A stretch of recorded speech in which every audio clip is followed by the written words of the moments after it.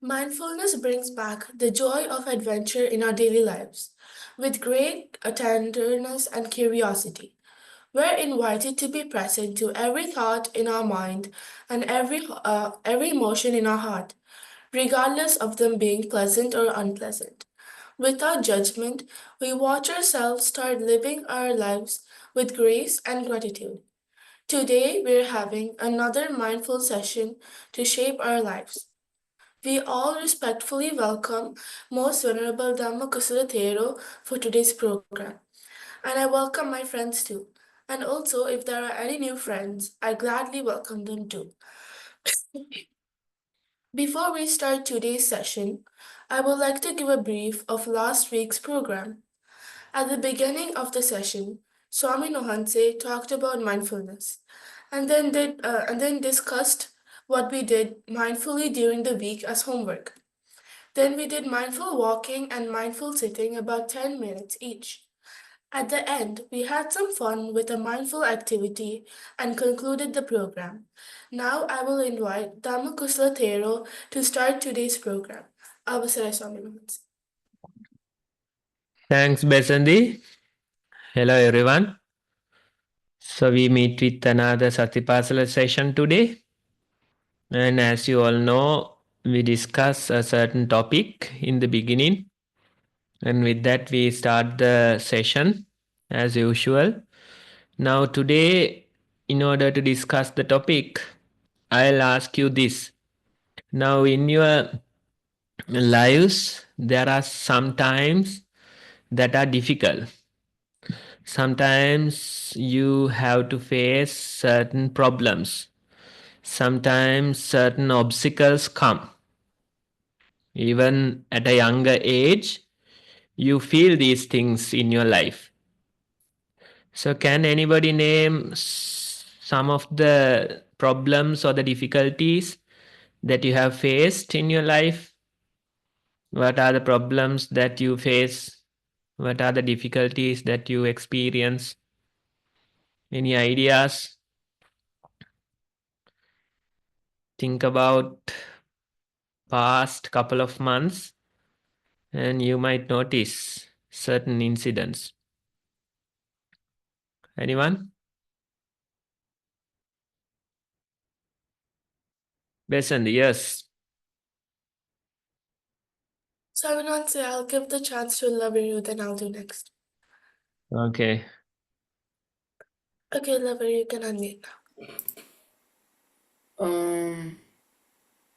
Like when you go and talk in front of a lot of people, and also when you try to make new friends among lot of strangers.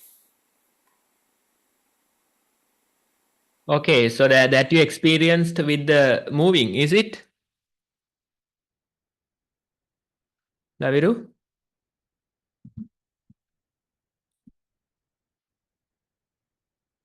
Yeah.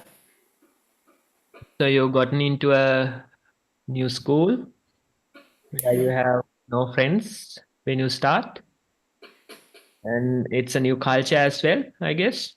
Yeah. So that's Laviru's experience. Now, making new friends when you move like that, it's not easy. It takes time, and adjusting to their culture, their way of things might be difficult, and it takes some time. right? Then again, he mentioned going in front of a lot of people and, making probably a speech or something, a presentation. So that's also, you get excited. Sometimes you get, uh, stage fright, right? So those things happen. Even when I was little, I had this problem as well. The problem that Laviru mentioned, that speaking in front of a group, I get excited. That happens. Even now, I feel sometimes, but most of the time, now I am comfortable. But once in a while, I get it. Right? So that's Laviru's feedback. One related to the moving, and other one is speaking in front of a group. Who else would like to share? Basically, you can take your turn. Yes. So Swaminathan, like exams, like we have to study a lot, and then we have to get like good marks, expectations from teachers and parents. Yes. So exams are stressful, is it? Yeah, Swaminathan. Yes. So that's Besandi's experience. Parents, they have a lot of expectations. Teachers, they have a lot of expectations. And, if you try to meet them, then it's stressful, right? So you have to somehow find a balance in that. It's important to find a balance. Otherwise, you will create so much stress thinking about, all the expectations. So exam times, the challenging, stressful. So that's something that you have to face, Besandi. So that's Besandi's feedback. Thanks for sharing. Anyone else? We are talking about the difficulties, problems that you face in your life. Besandi talked about exam stress. Then Laviru talked about two things: getting adjusted to a new environment after moving.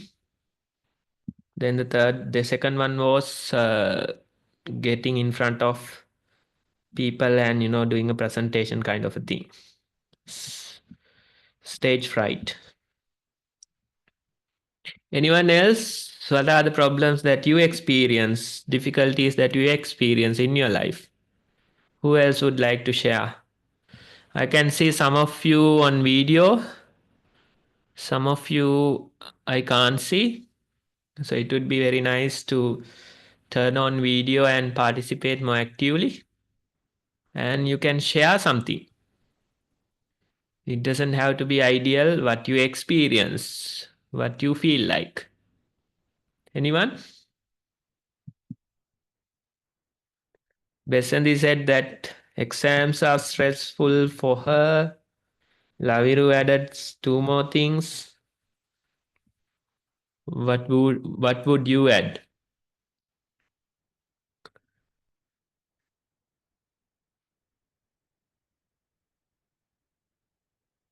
No? Who else would like to add something? Maybe you don't face such difficulties, problems. That's a positive sign. That's a good sign. If you don't face such difficulties. But usually you face difficulties in your life. It's natural. Living means there's always difficulties, problems. Anyone else?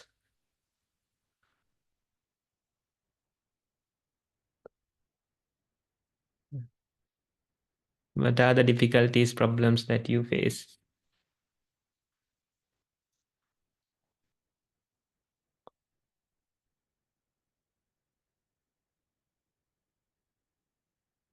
Seems like no one else wants to share. Maybe we'll ask Initi auntie for her experience. අවසරයි ස්වාමීන් වහන්ස. Yeah, for me, sometimes once I remember maybe walking from university to home. It was around 12 o'clock at night. So then it's like you're in out of your comfort zone, and then it's facing uncertainty. So that's one thing that I remember. So it nicely goes with that quote. So it's like courage, and you go, but then nothing happens once you face it. There is no more fear, and you are even more confident. And also, like when you are faced to do things on your own, when you are used to doing things as a group, and constantly, if you have that people, and if you are faced in a situation where you've got to go on your own, do things alone. So those are some of the experiences where I faced. Okay, uncertainty, facing uncertainty of life and the support from others. So that's interesting. Anyone else?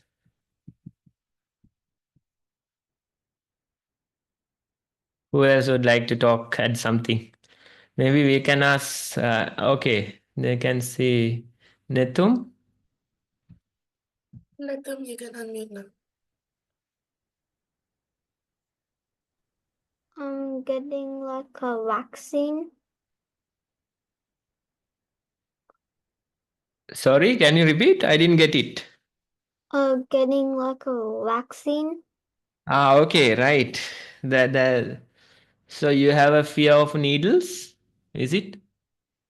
Right. So that's something. Yes. Yes. Getting treatments, those type of things, it might be difficult. Yes. I remember when I was probably like 12 years old, I had this broken tooth, and I had to go through many procedures in order to rebuild it, right? So those times were like dreading. Every Thursday I had to go. So when the Thursday was getting close, I could feel that I am fearing it. I am fearing the pain and things like that. Yes, so that's a good one, Netum. And it reminded my childhood problems as well, right? So injuries, pain, going through such procedures, it's not easy. Yes, so that's a good one. Laviru, you have something else? I have to add to that, like even I have a broken tooth, and then I had the same procedure, but then I didn't have like the from week to week like that. I didn't have from one day I just finished it.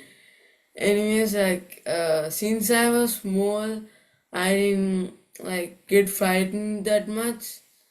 Yeah, that's the thing. If I was bigger, I would have like gotten more anxious and stuff.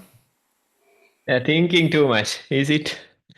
When you get older, you start to worry and think too much. So that's Laviru's point. I don't know, Laviru. It was like the time I did the procedure was like 19 1997 or something like that.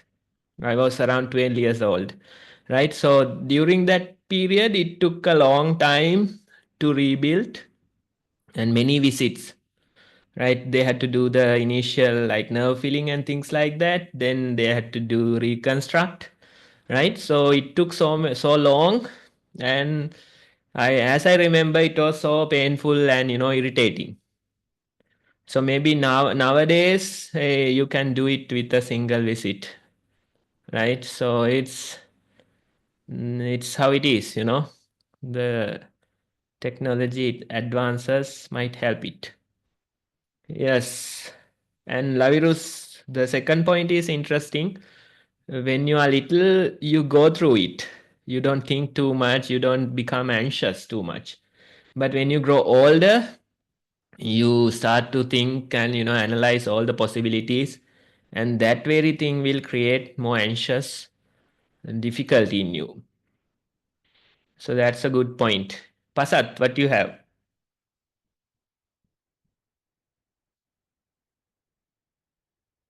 Bearing up my pain. Bearing with your pain. Yeah, bearing up my pain. It's so painful sometimes, and then I can't bear it up. Is it with injury or something like that? Or some trouble that you're experiencing? Yeah, when I get a big injury, I can't just bear it up. Okay, right. So, And sometimes I feel anxious when I'm answering a question. right. So that's two things. Physical injuries and things like that. The pain that you can't bear. And that question answering is somewhat closer to Laviru's comment, become anxious answering questions in front of a group, right? So that's related to stage fright and similar things. Yes. So thanks for adding. So you can see all of us are experiencing these things, not only one, right? We have different problems in our lives. Some things are common to all of us, some things are unique. That's how it is. Yes. Dulisha. Now, if I go to the stage to do something like a presentation, me so just like scared for me to just like tell it. That means I'm shy to tell it because a lot of students and teachers are they are surrounded and I'll be shy. Then Okay, yes, thanks for adding that. So that's a problem for most of you, it seems, and you can't avoid them. And you have to do a good presentation as well. So it creates a lot of stress, anxiety in you. And I don't know, maybe Kiniti auntie can add something regarding this. What I think is you have to get more exposure. That's the only solution, getting in front of crowds all the time and somehow getting more exposure to such situations might help. For example, like those clubs, there are certain clubs in a school that will help you practice your speech in front of a group, like those Toastmasters, maybe Gavel clubs, things like that. So when you join such a club, it's always giving you weekly exposure, right? Frequent exposure would be a solution for this one. I'm just adding since many of you mentioned this. Maybe Kiniti auntie can also add something. Yes, Bante, what I also felt was it seems like all of us are having the same problem. We think it's just something about us and it's something that others are good at and we are not so good. But I think even I am nervous and my experience is however many times that you have been on a stage or you've done a presentation. So by now we've faced a lot of those situations, but still there are days that go horribly bad and then it's like not at all good. Some of the days are really good. So you can't really predict or see that it'll go well all the time. You have to be ready for the unexpected days and the bad days as well. But what I see is the more number of times that you do, if you do it over and over again, and if you prepare well, it's very likely that it will be a good one. So doing it, being exposed to those situations over and over again would be the best answer, I feel. Yes, so that's a good one. It's like sometimes you do a bad job, you have to accept it. No matter how much you prepare, no matter how much exposure you got, sometimes it happens, and that very acceptance is important. But anyway, I'm sure you get the idea. You can get some points towards that problem. So anyway, now you can see all of us, we have some common problems, difficulties, some are unique. So this is life. And that's our weekly quote for today. I'm sure Kiniti Auntie will share that poster. I can't remember the book, but this says, that's the quote. That's the quote. It says, courage, dear heart. So you are telling it to yourself. You are striving through a difficult period, and that's a mantra that you repeat to yourself, that you whisper to yourself, right? Like Kiniti Auntie mentioned, that traveling in that uncertainty at night, so you get fearful. But along the way, she was, encouraging herself, like, the courage, dear heart. So all these difficulty, let's say going through pain, some injury or something like that. I remember when I was little, I had this broken arm, and that pain created by the broken bones, that's the extreme pain. It's really difficult, excruciating pain, right?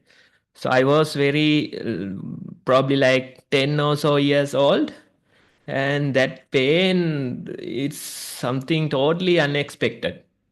I didn't know that one could experience this much pain, right? But the pain created out of the broken bones, that's the extreme pain, that one of the extreme pains that you would experience, physical pains, right? So I had many painful weeks due to that injury, and it's not easy to go through such periods. So sometimes you have to encourage yourself. Courage, dear heart, right? You are whispering to yourself, encouraging, and somehow going through the difficulty or the procedure that you have to go through, right? So these are important. You have to encourage yourself and somehow face the troubling situation. Doing a presentation, same goes for that type of a situation, right? Any other difficulty, sometimes you become fearful. Sometimes some troubles happen at your home, unexpected things happen, right? So those situations you have to face, you have to encourage yourself. You tell your heart to be more strong and somehow face this situation, right? So that's the quote that we have for the week. That's from one of the children's books, and it says, courage, dear heart. Whenever the difficulties, troubles come in your life, when it becomes unbearable, when things go horribly wrong, you might have to tell yourself this and simply go through the situation, right? So that's the idea. I'm sure you all got the meaning of the quote that we are going to discuss, right? So with that, I think we can go into today's mindful practice. I'll ask Kiniti Auntie to guide you through the walking session first. Okay, so this is the time for our mindful walking practice. For this, we try to have a place where we can walk back and forth without a disturbance. Most of us know by now what we do during the mindful walking, but for any new students, we try to set an intention to walk mindfully. At other times, we are just walking, but when we do the mindful walking, we do it with intention to try and keep our attention at the walking. So when our foot touches the ground, we notice the sensations. We might feel the different textures of the floor. We might feel the coolness or warmth, so temperature differences. Sometimes as you walk along the path, you will notice this changing. Some places it will be cooler, some places it may be a bit warm. So we try to have that open awareness of all the sensations that come to our attention. So as you walk this way, you will notice that your mind naturally wanders into other things as well. It would be difficult sometimes to continuously keep your attention at your feet. But whenever it wanders into something that you see, or something that you hear from your surrounding, or your mind might wander into thinking, memories, whenever that happens, you just notice that your mind has wandered, and we bring our attention back to the feet. You will again start to feel that you are keeping your left foot, or it may be the right. So you will be aware of the movements of the leg and your body weight shifting. So there are so many things that we will notice while we are walking if we do it mindfully. So I invite, let's all, uh, now you can keep your videos on and we'll walk as a group till you hear the sound of the bell.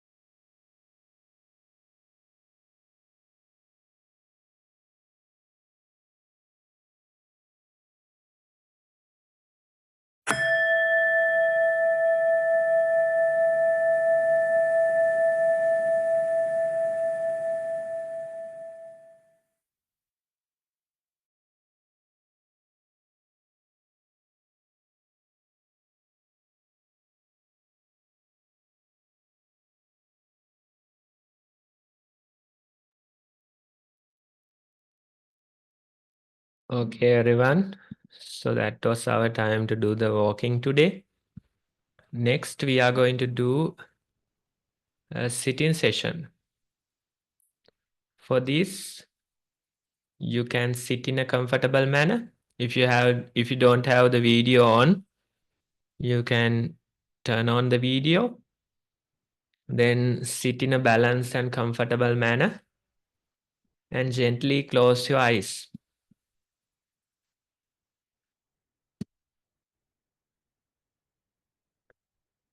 You are seated and you have your eyes closed.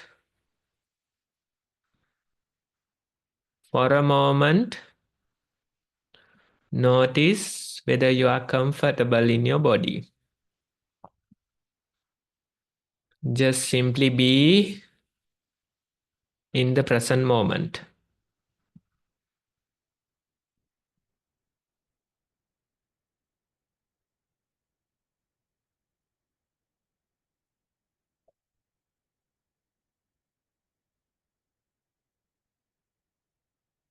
And when you stay like this, naturally the breathing appears.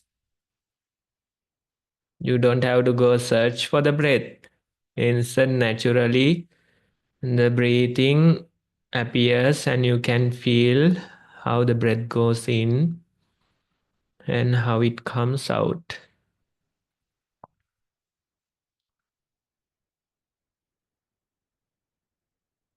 Breath flows in and it flows out. Again, the breath flows in and flows out.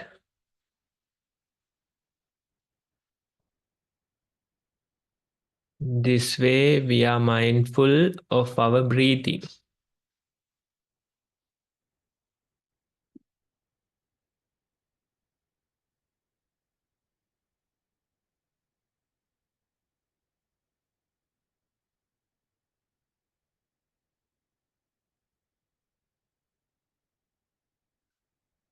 Sometimes we hear surrounding sounds.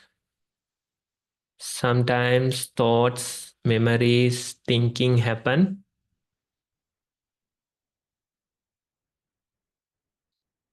Sometimes you feel sleepy, certain irritations in your body. But among all these things, the body breathes. Breath flows in and it flows out.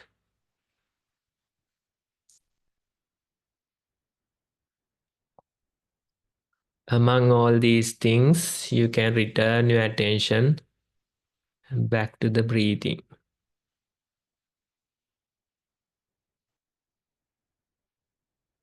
Let's try to do few more minutes of mindful sitting like this.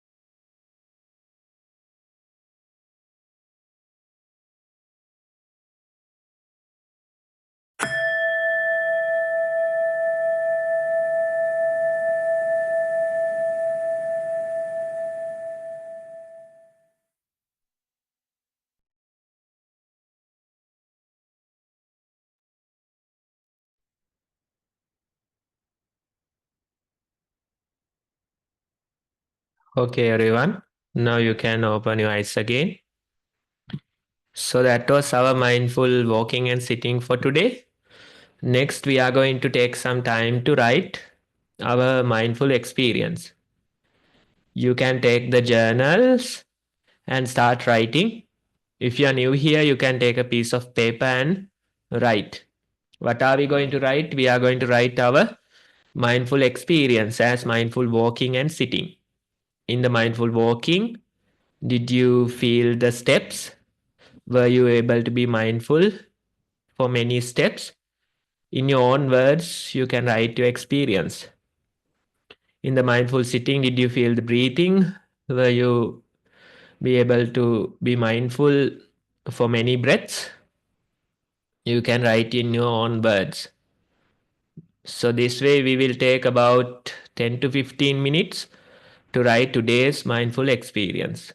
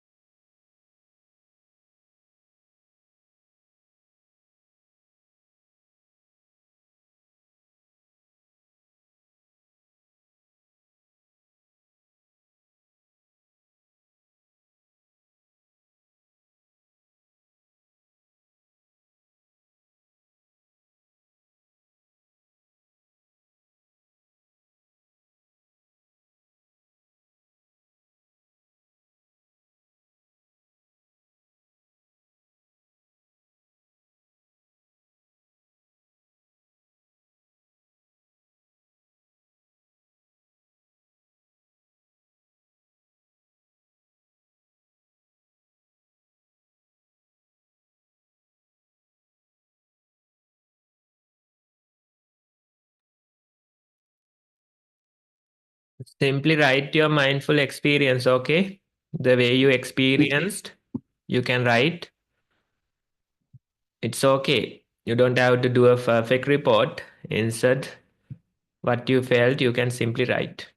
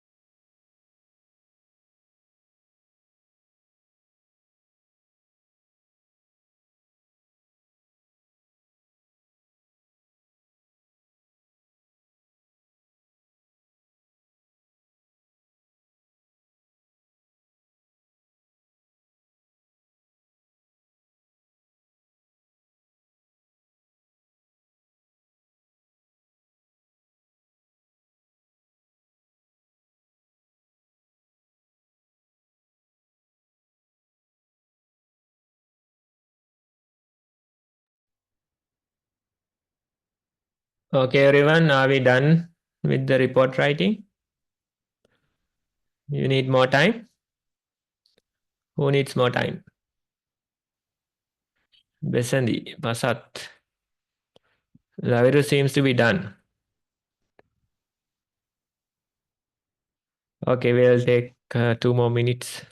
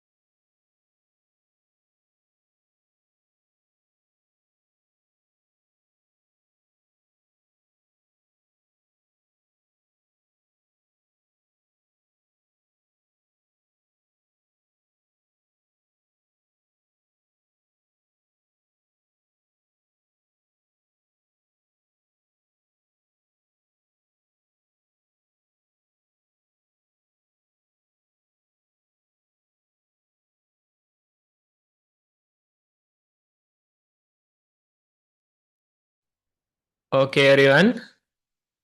I think now you should be done with the report for today.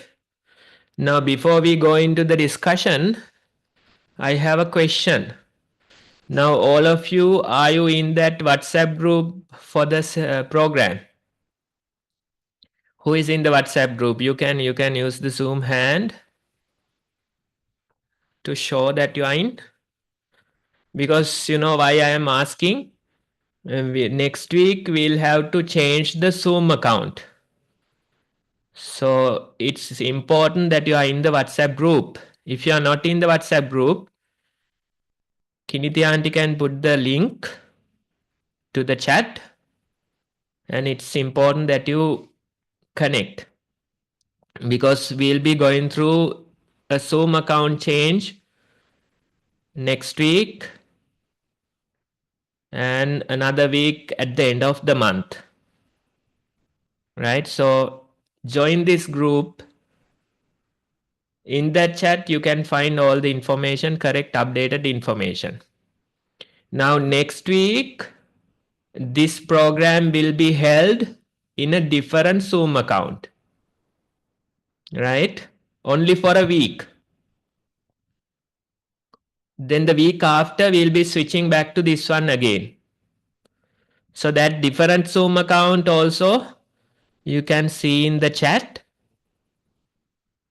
and that's only for next week, right? Don't get confused. That's what I'm saying. It's better that you get into the WhatsApp group. In the WhatsApp group we will update the correct details next time for the next week,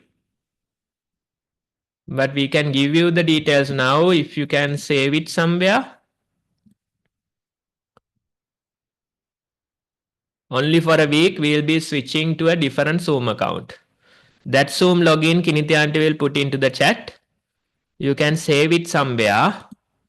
And the week after, we'll be switching back to this same account, the usual account. Clear, no, everyone? Yeah, okay.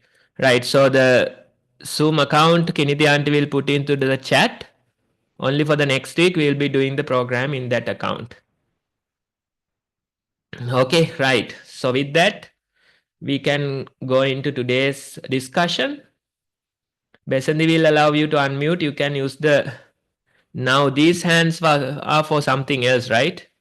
This is not for report sharing. So what we are going to do is we are going to share the report, mindful experience that we have done. So you can use the Zoom hand to show your interest, and Besanthi will allow you to unmute. Okay, everyone, before we go, in the chat you can see the Zoom account for next week. We'll be doing the program in this Zoom account only for next week. Then the week after, we'll be switching back to the usual account. Okay, with that, we'll go into the report sharing. Besanthi, you can allow them to unmute.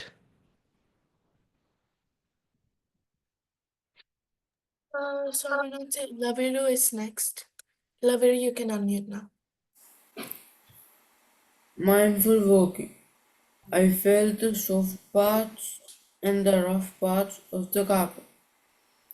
I felt that the parts of my feet, which usually touches the floor, pressed the carpet because of the weight, making the middle part of my feet, which usually doesn't touch the floor, touch slightly. I felt my hands touching each other. I felt the comfortableness when walking on the soft parts of the carpet. I also felt my clothes rubbing against my body as I walked. I felt my body and muscles moving too. Mindful sitting. I felt the pressure on my back. I felt that I was resting my back on the chair. I felt that my hands touched each other and that my legs were touching the floor. I felt my elbows touching the chair. I felt that thoughts came and went. I also felt the sleepiness rising. I felt that my biceps were kind of relaxing and recovering. I felt the calmness and the relaxedness within me. Finally, I heard the low pitched, echoing, and loud bell ring. End of the report sound. Okay, Laviru, good observation. Now, you have mentioned that usually the middle part doesn't touch, but this time it was touching, right? So that's a good observation. When we function in our daily activities also, we can see these differences. We don't feel such things, but once in a while we start to feel. Usually certain parts don't touch, but once in a while they touch, right? So this way, even in our daily life, we can catch these differences, the differences that happen. In order to catch them, you have to be present. You have to be in the present moment. If you keep thinking thoughts, then you can't catch these. You won't even notice that the body is there, right? But when you are present, you start to feel these things more and more. They are little details, but they tell us that we are mindful.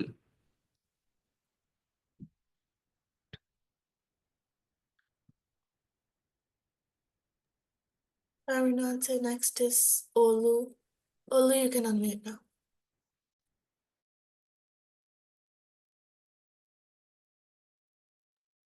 Olu, we don't hear you, no?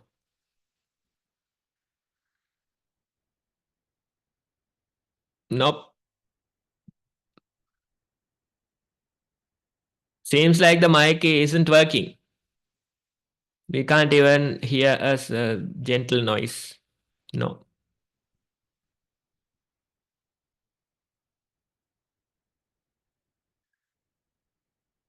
Can you check the audio device?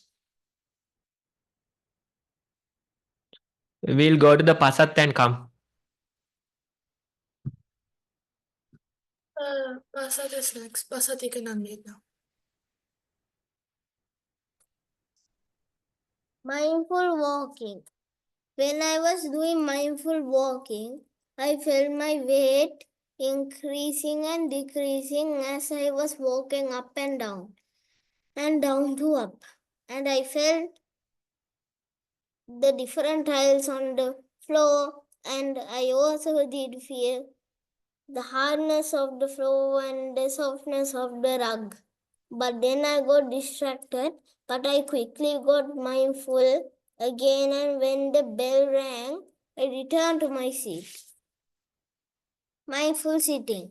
When I was doing mindful sitting, I tried to feel my breath, and I finally felt my in-breath and out-breath.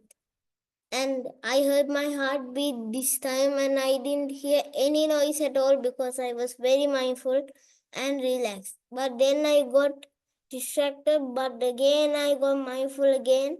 And when the bell rang, I slowly opened my eyes. Okay, Vasat, very nice. Now, when you are mindful, you can really feel the calm and comfort in the present moment. When we become unmindful, we feel the stress, we feel the anxiety, right? So, being in the present moment, you can feel the calm, you can feel the comfort of the present moment.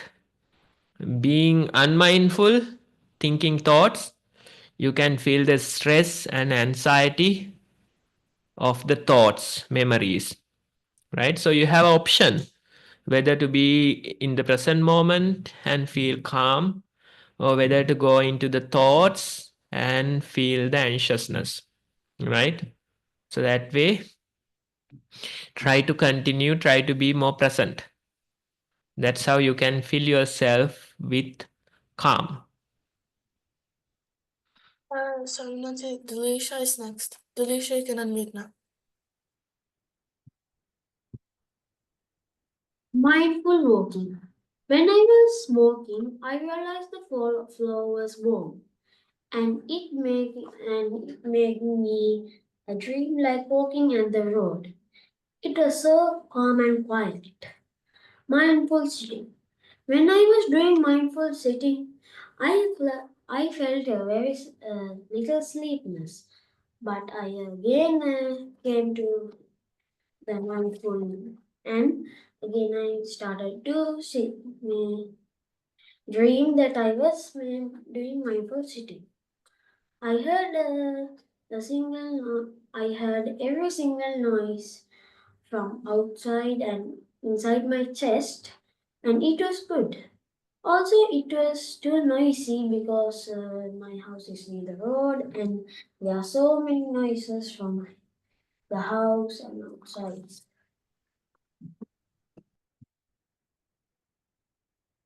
The end. Okay, right. So, Dulisha, now it feels like, dream kind of a walk, right? So, when we do mindful walking, when we know the proper way of doing it, it feels heavenly. And when you sit for a while, if you know how to be mindful, it feels heavenly. So, it's a heavenly walk, heavenly sitting that we do, and we have to do it daily. Try to do 15 minutes of such a walk. Try to do 15 minutes of such a sitting session. And that way, you become lighter and lighter in your mind, and it feels heavenly, it feels dreamy. Right? So continue. We are happy that you are making progress. Mhm.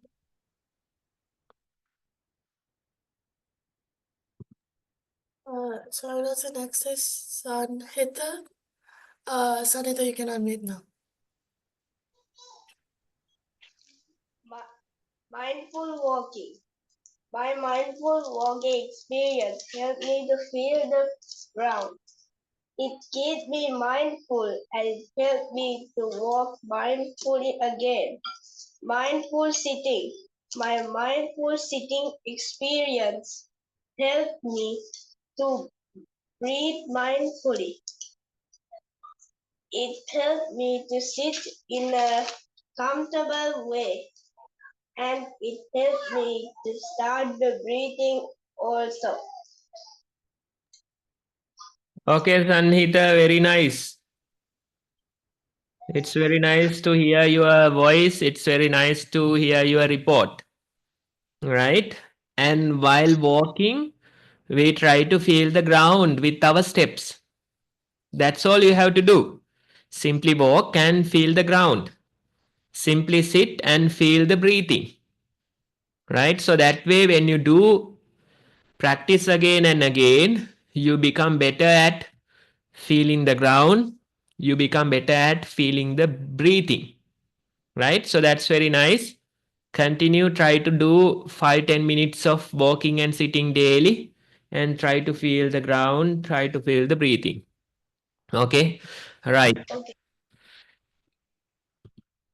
Besandi, before we come to Besandi, anyone else? I saw some of you write reports.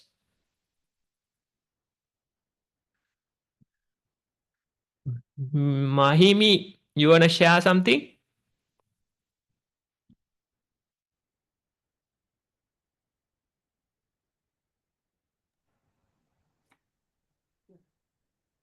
Yes.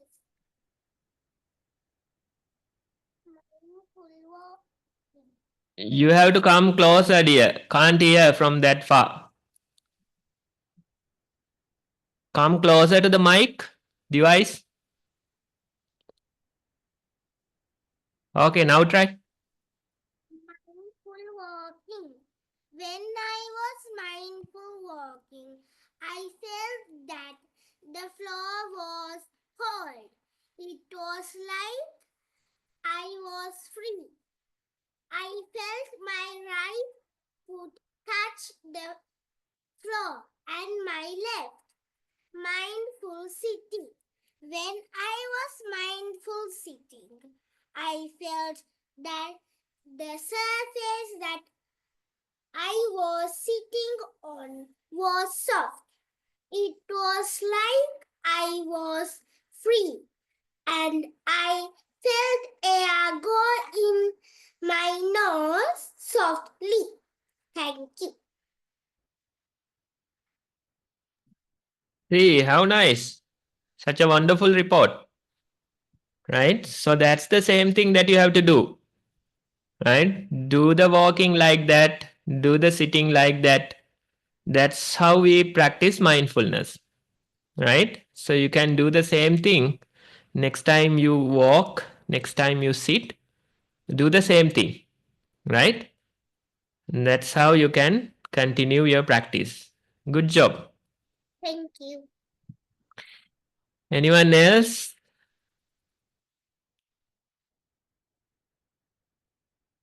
Himandi, do you like to share something?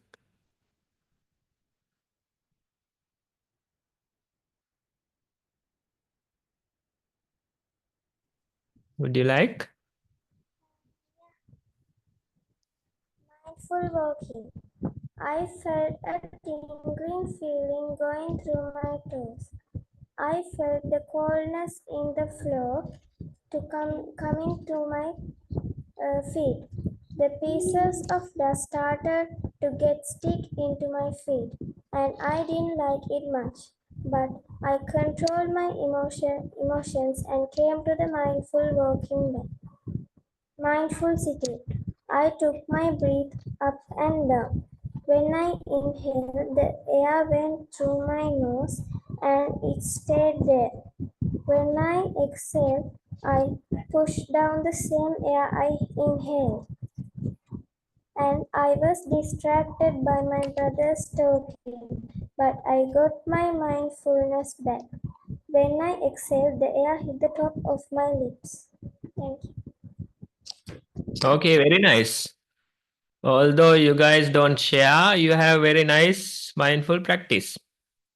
Right? It's the sharing that hides it. And when you start speaking, when you start sharing, we can see that all of us are mindful. Sometimes we get lost in thoughts, other sounds.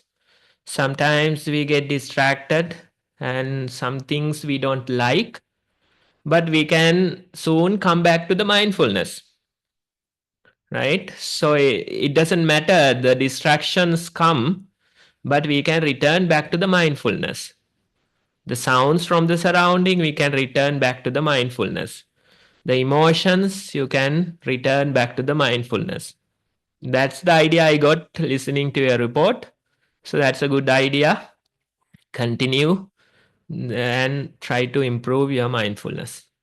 Okay, Besandi, your turn. Mindful walking. While I was mindfully walking, I could feel my feet touch the gaps in between the tiles. Somehow my foot started to hurt a lot, but over time it got a little better. I got a thought on whether my foot was okay or whether I should be concerned. I looked at my foot and then I let that thought roam free in my head. Then slowly that thought faded away. I continued in my mindful walking. I also realized that I had a mild cough and a runny nose. I wiped my nose and continued. I could feel my clothes touching my body while my hair touched my neck and my face slightly. I then continued and saw many new and old things and a different surrounding, but I adapted to it, and I continued peacefully. Mindful sitting. While I was sitting mindfully, I realized my back wasn't straight for the first few minutes, and that my feet were touching the wheels of the chair instead of the floor. I understood it was a change, and I continued. And I felt that it was pretty cold, and as I moved a bit, I could also move the chair. So I sat still. My eyes were shut closed, but I could still see light and patterns, like shapes, quickly lines, and black and red dots. I realized I realized that because I scratched my eyes right before mindful sitting. I got my concentration to my breath and realized I was breathing slow and steady. I was having a little difficulty inhaling because of my blocked nose, but I was okay while exhaling. I could hear the clock ticking and the AC rushing inside to my room. End of the report, Samant. Okay, Besandi, listening to your report, I heard an insightful comment that thoughts come, but you let them roam freely in your head and soon they disappear. Right? That's the true nature of these thoughts or emotions. Usually, what we do is we start fighting the thoughts. When we start fighting them, they become even more powerful. It's like you are giving the thoughts the energy. It's you who gives the energy. If you allow them to, roam freely, they lose their energy and they disappear. Right? So that's a very good way of practicing. Whatever that comes, allow it to roam freely. Whether it's a bodily sensation like a headache or some kind of irritation, or whether it's thoughts, memories, emotions, allow them to roam freely and soon they disappear. If you start fighting them, they become even more powerful. That's what happens to those intrusive thoughts. We start fighting them.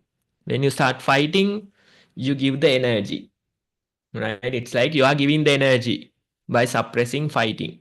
Instead, as Besandi said, you allow them to roam freely and soon they disappear. It's like fireworks, right? They go up, they blow and they disappear. That's all. You simply has to wait for a while and it disappears soon, right? So that's all. I think that's the end of our discussion. A lot of you shared your mindful experiences. That's very nice. That's how you can grow your mindfulness little by little. Now, Besanthi, when she first started, she was 8 years. 8 or 9? 8. 8 probably. So yeah, 8. Yeah. I still remember you as a 8-year-old. Even a couple of months ago, said that you are 8 years old, right? So she has continued for many years. Now she knows how to practice mindfulness. Same goes for you, right? It takes some time to understand the practice, to develop the practice, but it's worth it. It's worth doing it. Okay, so that's it. Besanthi, do you know what's next? Either the homework or the activity with yarn. Right. So Besanthi knows both options.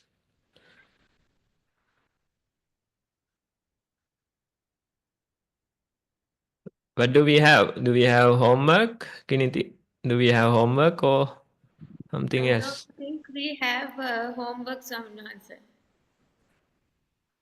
Okay, then Besanthi, the And activity. the activity. Do you know who is doing the activity? As a guess, Kinitinis? How about Niranja auntie?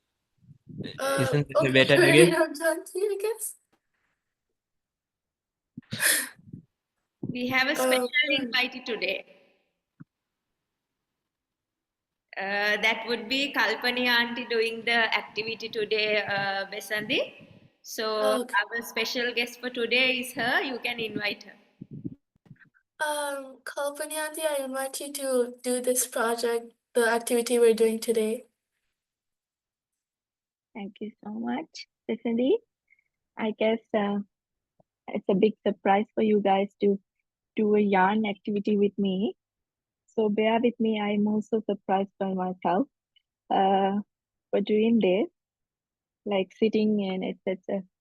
But anyway, to begin with, we are going to have some fun with the yarn. And if you have found with your hooks, right? I actually missed the talk, so I don't know what Swamin Mahanse was talking about the courageous heart. But to be honest, it took a lot of courage in my heart to come here and do this activity. It took a lot of courage because one reason is, even though I'm going to do this activity, I'm not good at it. Okay. So what we are going to do is, we are going to learn to crochet today. Have you heard the word crochet? Okay. So have you heard have you heard the word knitting? Yeah, knitting. So do you know any one of you know how to crochet or how to knit? Anyone? Anyone here? No? Maybe your parents, maybe your grandparents? Do they know how to crochet? My Sandy? grandparents know. Yeah, my grandma is a crochet expert. My grandma knows how to do that. Very nice. Tulisha, are you able? I would love to see your face. I heard your voice, but I would love to see your faces. But it's not necessary to you to turn the camera on today. You can do it without turning the camera on. But anyway, My so grandmother today, knows knitting. who said that? I missed that. Asad, yeah. Seems like our Our grandparents are the ones who did these activities, right? You know, it's a really mindful, it's a really grounding activity. Maybe that's why we don't know that that much, because our generation, your generation, not my generation, like we lost the hang of it, right? Because our grandparents, they spent really nice grounding times, right? Even my mom knows how to crochet, but I never touched a hook until a couple of months. So I'm also a beginner like you. I'm trying my best to teach you how to crochet. This is a crochet class for kids, because that's how I learned. I learned from a kids crochet class. Okay. Also, I have another challenge. I am a left-handed person. I'm a lefty. So when you crochet, you usually use your writing hand to crochet. So any lefties are here? Who are lefties here? No one? Okay. So my next challenge is to show you how to crochet in my right hand. Okay. So I'm trying my best, but I know you guys are so smart and keen because you're kids. So I think you will get it. If I do something in my left hand, you will get it to switch it to your own right hand. Okay? Can you do that for me as a help? Try to get it for your own hand. If I do something in my left hand, I'm trying to do. And also today we are going to learn the very basic crochet steps. I don't know how to call it. I don't know what you call it. It's not steps, like, because I'm talking in my dancing language today, but they're not steps. Anyway, so in crochet there are 4-5 basic crochet styles. If you know those, you can even make a blanket. You can even make a sweater. See, this is a crocheted sweater, right? Or you can make a nice toque or beanie, whatever you call it, when it's cold, or socks, anything you like. If you know these basic 4-5 crochet styles, okay? So the very first one in crochet you need to know. Okay, anyway, before I go, who are ready with a yarn and a crochet hook? Did you find a crochet hook? Oh, very nice. Mahimi, do you have a yarn or a crochet hook? Very nice. Do you have a hook?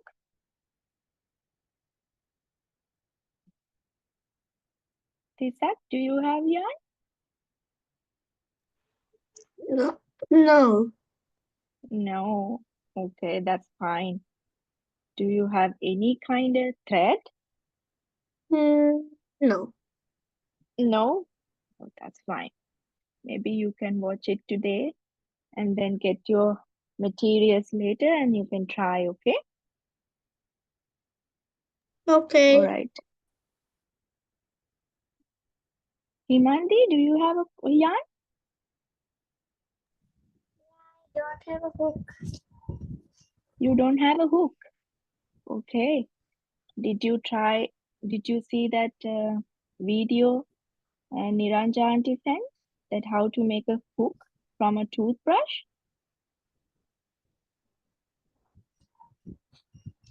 That's okay. I will show you, because I learned if somebody showed up without a hook, I learned some tricks for you. I will show you how to crochet with fingers, okay?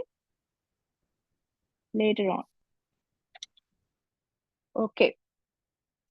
All right, let's start, because it's going to take some time for this activity, right? Okay, the first one you need to know in crochet is how to do a slip knot, right? So take your yarn. Okay, I'm going to do it in right hand for this one to begin with. There are two ways you can do the knot, but for kids, they teach it this way. I think this is how I learned it too. I'm going to show you the other way as well, but I find this way is more suitable for you guys. All right, now I forgot. So you take your yarn and put it on the table like this, right? And you take this side and make a loop.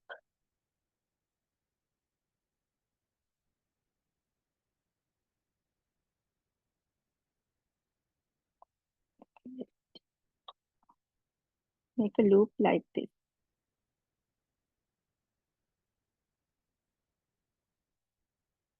Okay. Now you take this side, the shorter side, and take it. I'm so sorry. I'm gonna do this on a other side, so I am lost. So you take this yarn, right? Because you guys are right-handed, so you do the loop like this,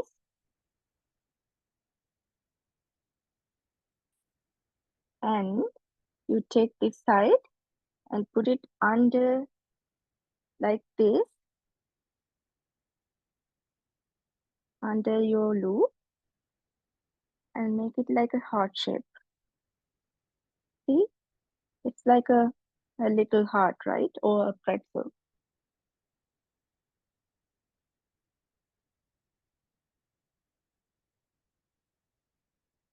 You get? Okay. Now you take your hook. So this is my right hand, right? And there are two things that you need to know.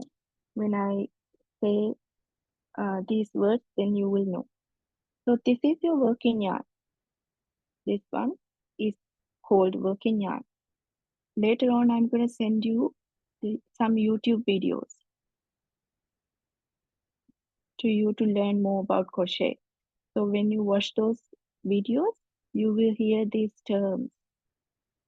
Okay? So it's important to you to know these terms, right?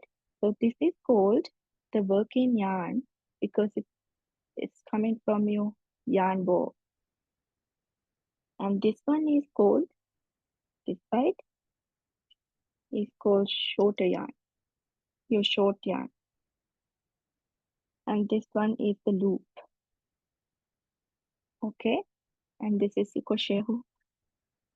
And you take your hook and you put your hook under this.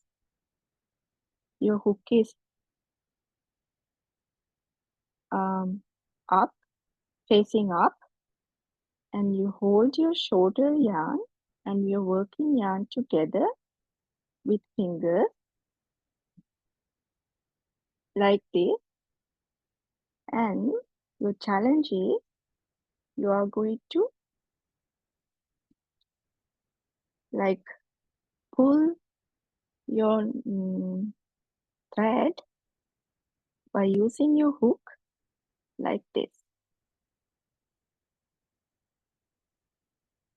So it's easier to pull your yarn than your hook. Try that. And then you have a slip knot. Okay, I'm going to do it again. You take your yarn. You're going to make a... Excuse me, that's so hard to do that. Sorry? That's so hard to do that for me. It's a very hard... Yes, crochet is not easy in the beginning. That's why I said it took a lot of courage to me to come and teach you how to do it. because I'm also learning. Okay, I'm going to show you really slowly. Maybe Putta, you will find the other way is much more easier, right? But I'm going to show this way one more time. Okay, you take your yarn, you make a loop like this. Maybe try to make your loop like really small. Then you don't have to pull so much. Okay, make it really small. And then you take this side, shorter side, and put it under the loop like a heart. And you take your hook, put it under your shorter yarn like this.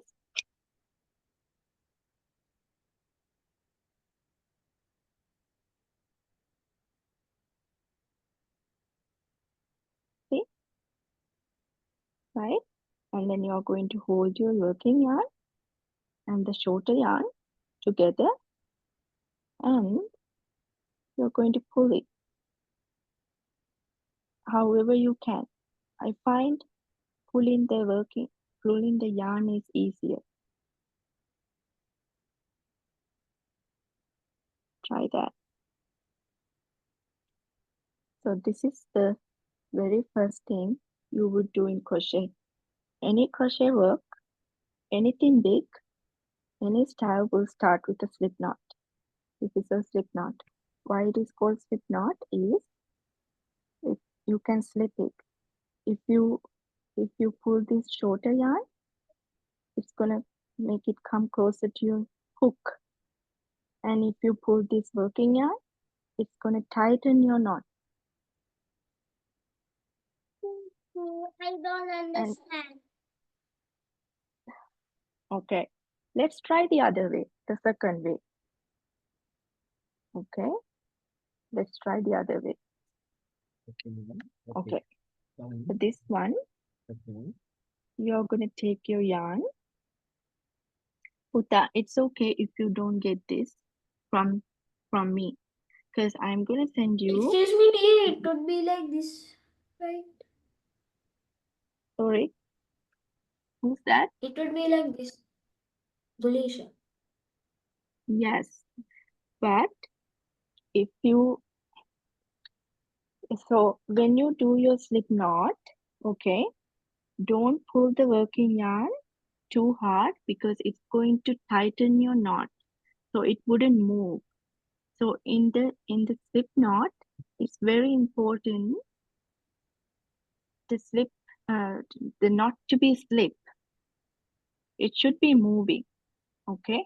But let's try the other way to do this knot. So you take your yarn and you take 2 fingers, whatever it is, okay? Let's take the index finger and the middle finger, and you flip your fingers like this, okay? And then you put your yarn like this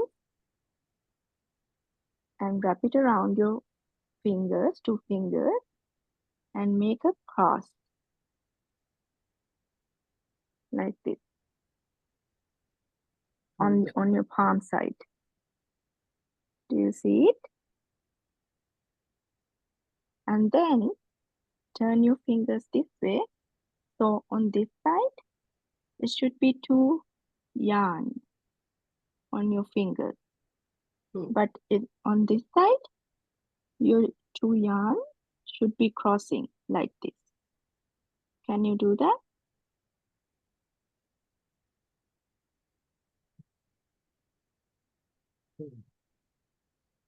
I know. It's not easy.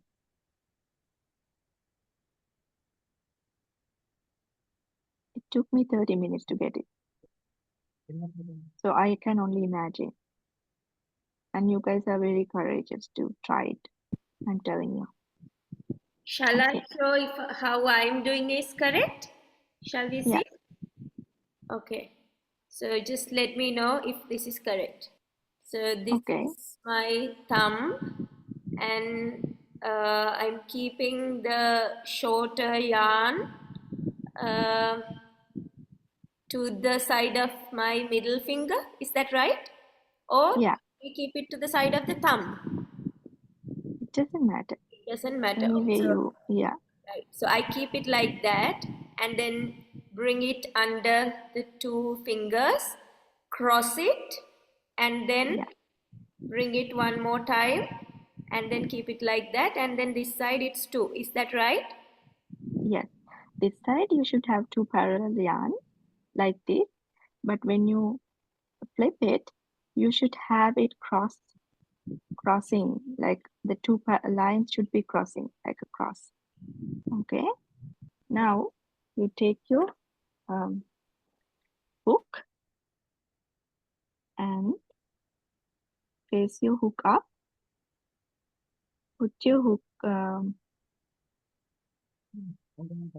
over your first yarn and under the second yarn.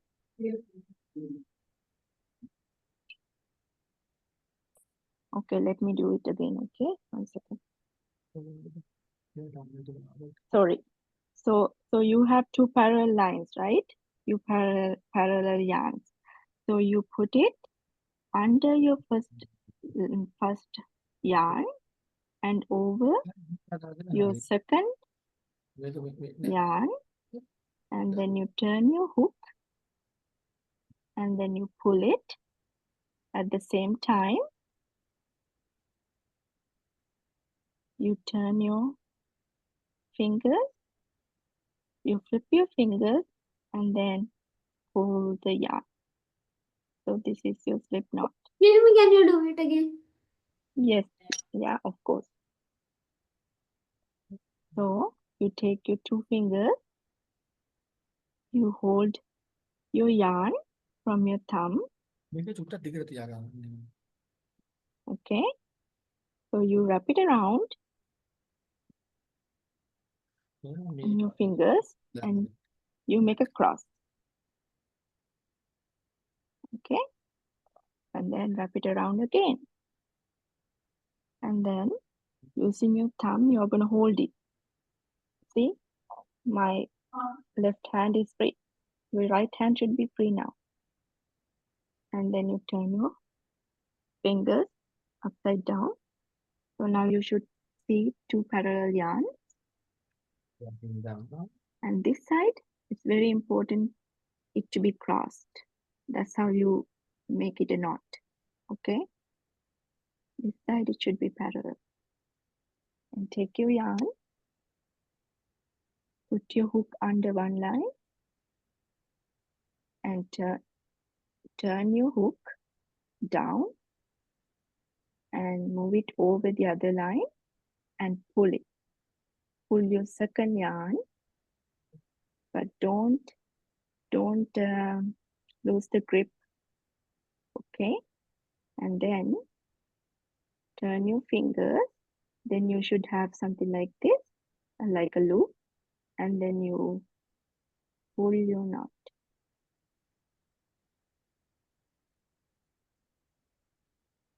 See how mindful you should be? Yes. Yeah, Besandi? Is it like this? Yeah, I'm doing it with that's a right. bow, I'm doing it with a ribbon though. Yes, that's why I said to bring a medium or thick one, because it's really hard for kids to do crochet with the small yarns, thinner yarn. You want me to show it again? Huh?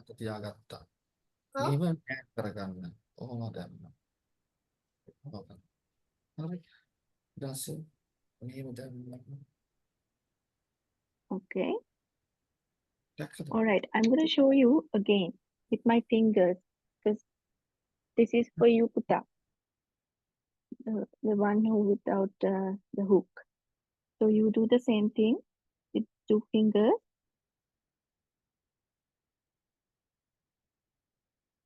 Wrap it around your fingers and hold. You take your index finger, put it under one yarn and make a hook, like a hook, and grab the second yarn and pull it like this. I think it's easier to do it with your fingers. Let's try to do it with fingers. This is your slip knot. I've done it. Right, perfect. So for others, if you can do it with a hook, I know how challenging it could be, but you can try it with your fingers. Then you will get the idea how to handle your hook if you do it with your fingers, because you're going to get the technique, right? So let's do it again with fingers.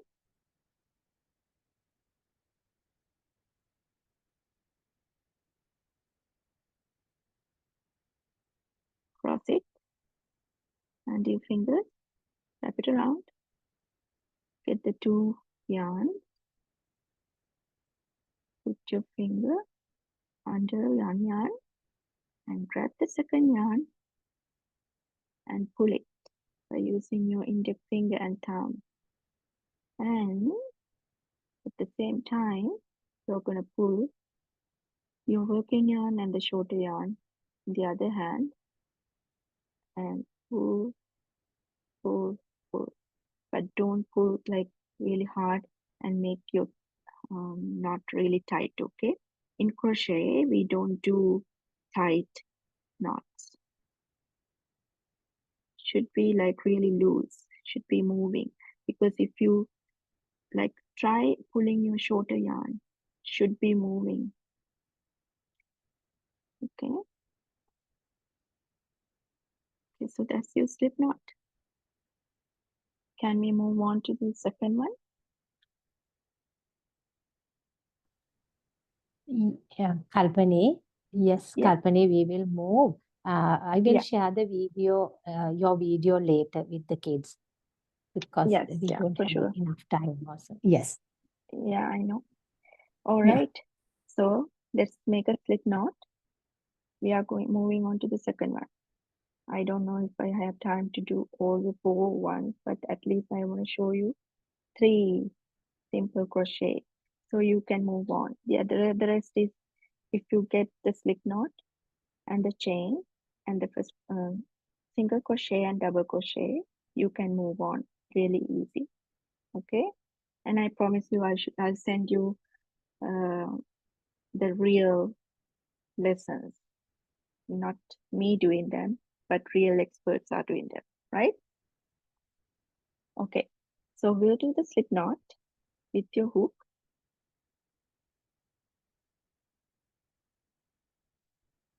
So this is your first, and then like I said, to make it closer to your hook, you pull your working yarn. This is my working yarn. Okay, so do the first crochet. We are going to do the chain. That's the very basic of crochet. How to do that? So after your slip knot, you're going to hold your hook like this. All right, I think I got to show you in right hand. Okay, so you hold your hook like this, right? And then you take your working yarn and yarn over. Yarn over is another term in crochet. Yarn over is you take your working yarn and wrap it around your hook like this. Yarn over. Yarn under is, if you hear something like yarn under, it's going to be like this. But I'm going to do yarn over today. So yarn over, and then by using your hook, you are going to pull it through your loop like this.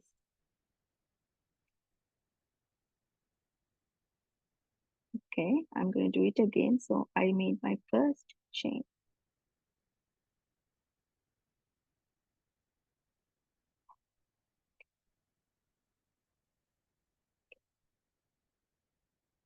So I pull my yarn, working yarn, and make it closer to my hook. Take your working yarn and yarn over and hold your chain in your right hand, left hand, and pull your hook through the loop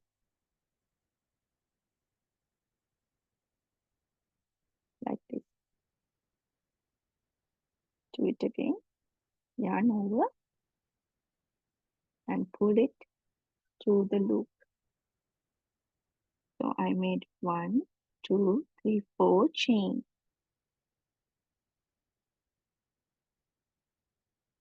That's your first crochet. It's called chain. Yarn over, pull it through.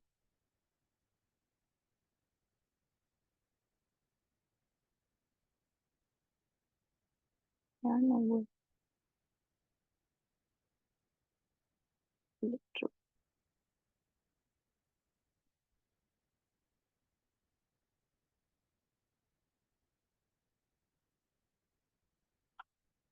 Yarn over,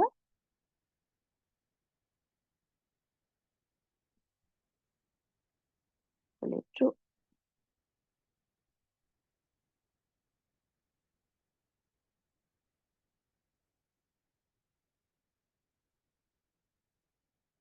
You practice it many, many times, 100 times, okay? If you don't catch up the second one, that's okay. You just keep going with your chain. I made a really, really long chain when I do practice, okay? So you yarn over, pull it through. This is how you're gonna practice handling your crochet hook and your yarn, okay?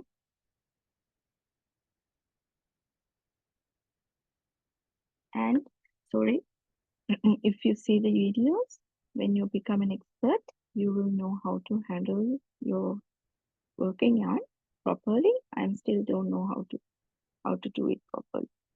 So I'm gonna let it come when I learn crochet for years, okay? So don't worry about how you handle your working yarn.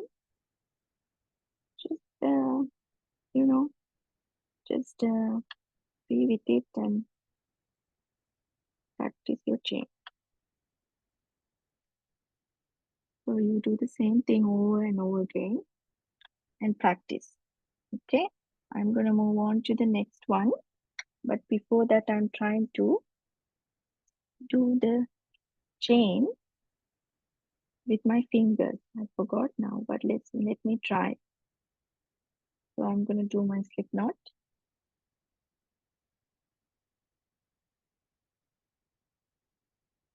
With my fingers. This is my slip knot.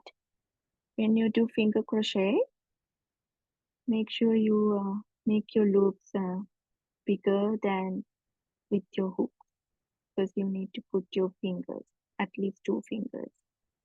And you have like really teeny tiny fingers, so my loop has to be like really big because I have sausage fingers. All right, so let's try that. Okay, you put your 1 finger through your loop, yarn over your finger and hold it, and you grab it from your thumb and pull it. This is your first chain. Okay, Can you show see, it I'm one pulling, more time, please? of course. So you put your finger through your loop, yarn over, and then put your thumb through the loop. That's why I told you keep your loop like this, and grab your yarn and pull it through your loop.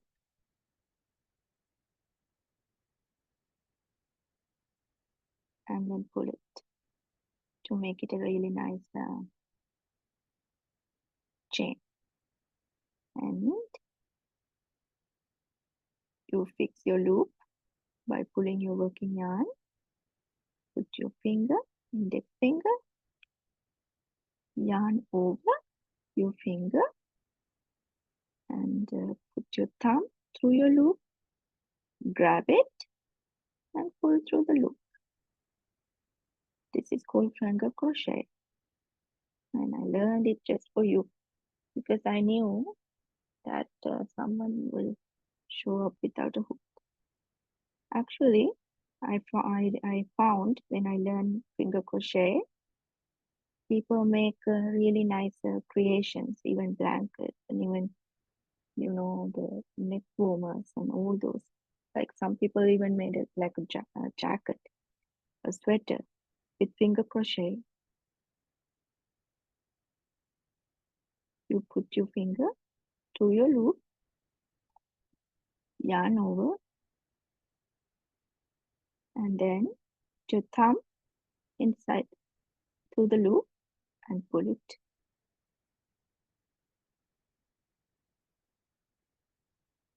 Finger crochet. I think for kids it's more easier than dealing with the hook. Okay? I'm so sorry I have to rush. Okay? So how about I think ninja, because I think what I'm gonna do is there's no point of moving on to the, you know, so first crochet, like first crochet, second, like second crochet, third crochet, because they're still on the chain, right? So how about I'm going to do another lesson another time. I'll come back and I'll do the rest another time. Your homework is you keep practicing your slip knot and the chain. How about that? Okay. And one day after finishing our crochet class, we are going to make this really nice heart. So to make this heart, you only need to know 4 things, 4 basic crochet. You need to know slip knot, the one you learned today. You need to know how to do a chain, and you need to know single crochet, double crochet, and triple crochet. That's it. That's it. That's all you need to know. So now you know how to do a slip knot. You know how to do a chain. Okay, and I'm gonna teach you only one more thing, single crochet, and we are gonna stop. And next time when I come, I'm hoping that you will practice your slip knot, chain, and first crochet. Then we can move on to double crochet and triple crochet, and maybe hopefully we can make this heart. Like it's a really ugly heart, don't mind it. Like it should be very neat, but this is, I think, my 24th, 26th heart. It's still not coming out right. Okay, so I'm gonna quickly show you how to do the first crochet, but I know most of you wouldn't get it today, but that's fine. I'm gonna send you the video to you to learn. Okay, so to begin with, I'm starting with a slip knot, and then I'm going to make a chain of 10. Okay, I'm going to do a 10 chain.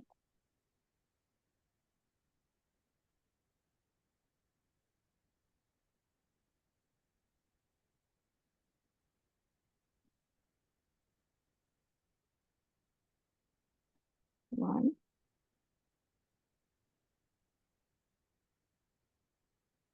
two,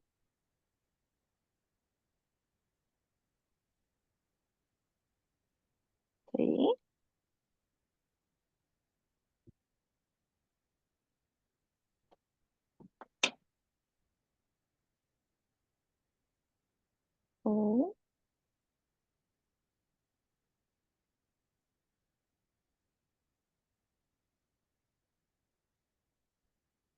5,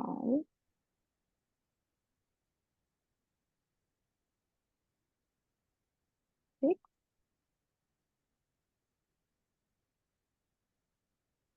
7,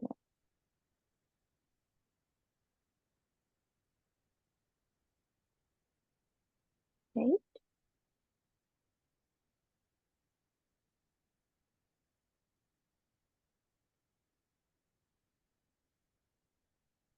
9, 10. Okay, so I have 10 chains and I'm going to do single crochet 10 times. So for any basic crochet, any project, we'll start with a chain. Okay, so be happy about your courageous heart because you learned something, like you learned the foundation for big project that you are going to do one day. Okay, so do the single crochet. How you're going to do single crochet is you put your hook. So in this hook, chain, remember I told you don't make your chain too tight because in crochet you always put your hook through these chains. So you should be able to put your hook through the chain. If it is too tight, like a knot, you won't be able to put your hook through. So you take your first chain and put your hook through the chain like this, and you yarn over and pull it through the first loop, first yarn. And when you do your first crochet, you will always have 2 loops in your hook.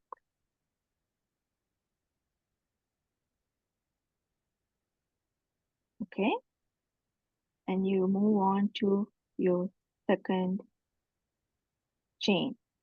You put your hook through your second chain and you take your working yarn over and pull it through your first loop and your second loop. And this is my first single crochet. And you will see you always have 2 loops in your hook. All right, so I'm going to move on to my third chain. I'm going to put it through my third chain and yarn over and pull it through my first loop and the second loop, and I fix my first crochet.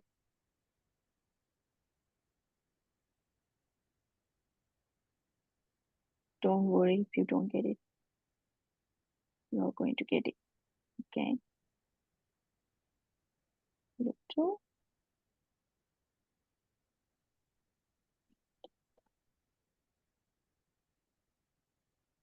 yarn over,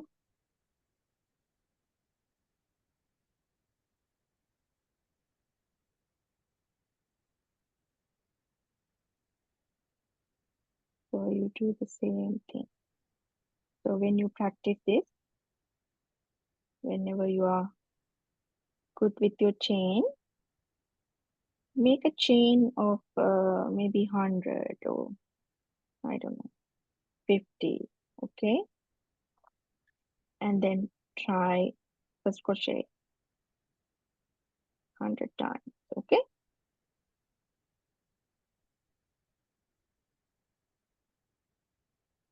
so that's single crochet.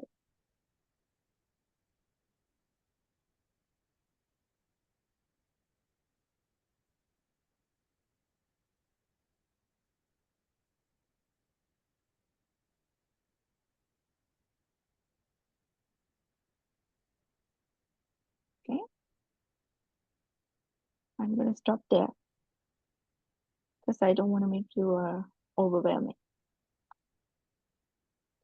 So, all right, let's do something fun because I know it's stressful. Crochet is stressful when you don't know. I mean, like if you like, if you are a beginner and if you are rushing, it's not something you can rush. It should be very grounding, very mindful. Do it your own pace kind of activity. Crochet is something like that. So how about we drop crochet? We drop it, completely drop it. We forget about crochet. We are going to do something fun with our yarn. Okay? Drop it. So you practice your crochet later with the videos I'm going to send you. Okay? So you drop it and we are going to make a heart. And I'm going to tell you, it's really fun and it's not that hard like crochet. Okay? Let's forget about crochet. Just drop it. Okay, drop your hook. You don't need a hook. You only need your yarn and a small cardboard. Okay? And a pair of scissors. And that's it. And we are going to make a heart. A pom-pom heart like this. See? And it's really easy. Oh, also, you need a fork.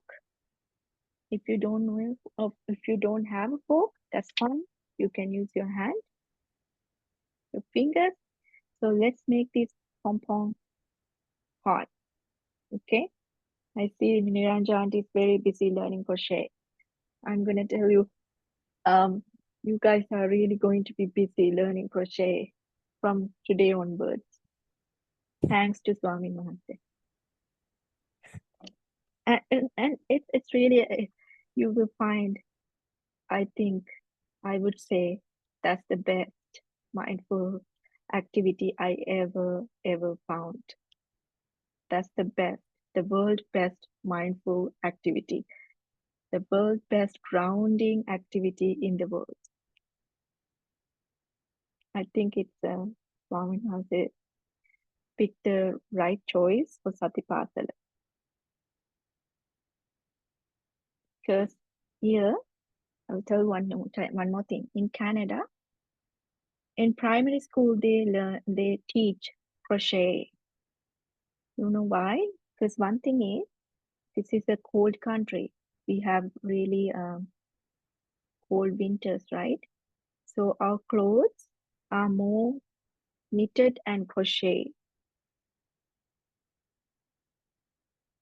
Okay, we don't have linen or cotton clothes in winter time. We have sweaters, toques, mitts, gloves, socks. All of them are made from yarn, either knitted or crochet, like this one.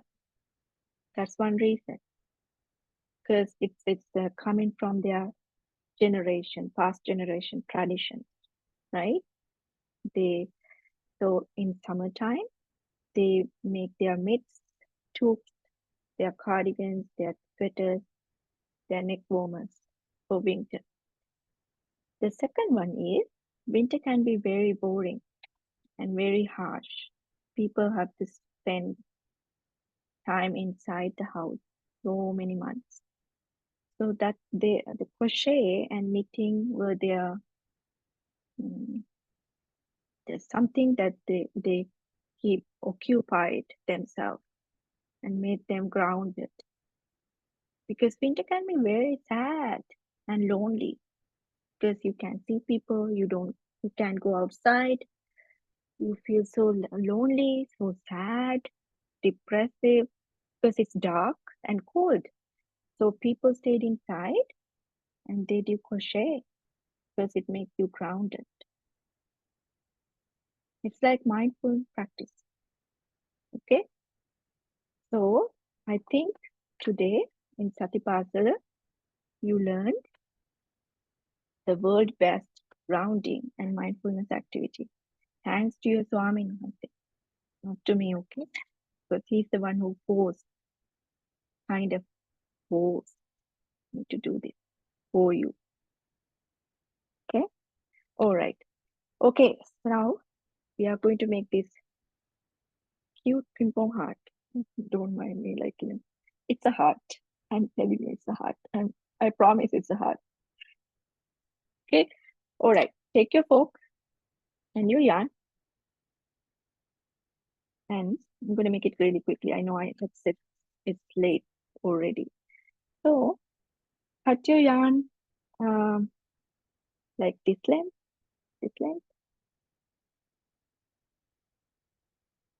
cut a thread and take your fork.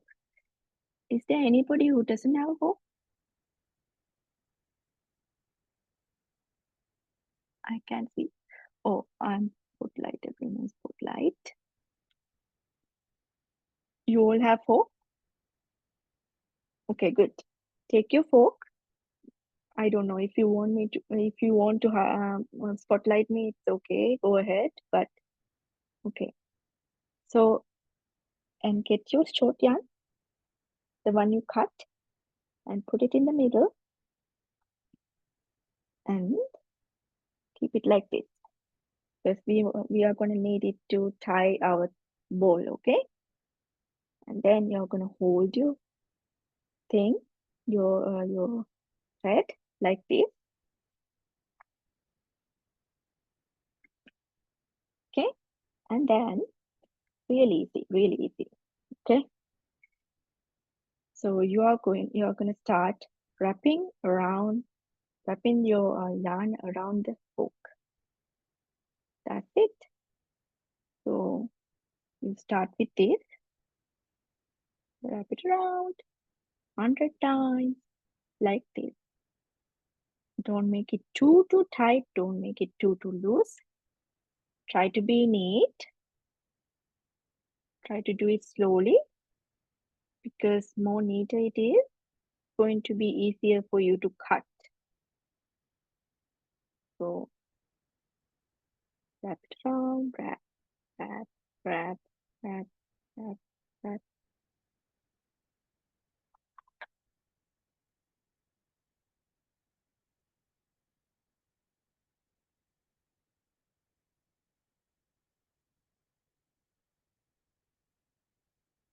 As many times you, because more you wrap, more fluffy it's going to be like this.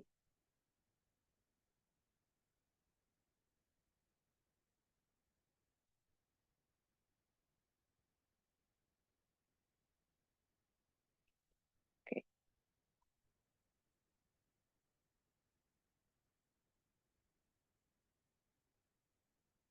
I think I'm good. Okay, take your time and wrap it around like this. Okay. And you have that the cut yarn like this.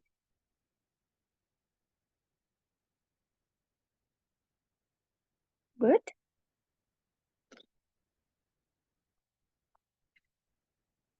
Let me know when you are ready to move on.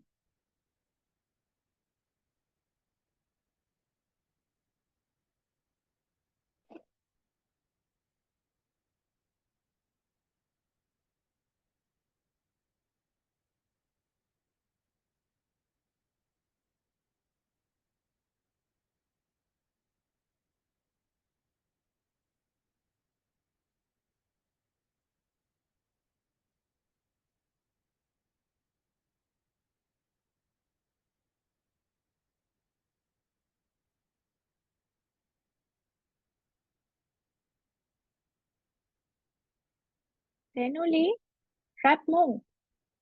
You ran out of yarn? I don't have any yarn, I only have ribbon. Oh, okay. Buy a yarn So and I'm try it just later, watching so I okay? could buy the yarn and then I can do it later. Yeah, for sure. Then only you gotta wrap it more, Putta. Wrap more, like a bowl. Should be a yarn bowl like this. That's how you get a fluffy heart like this. Otherwise, it won't be fluffy.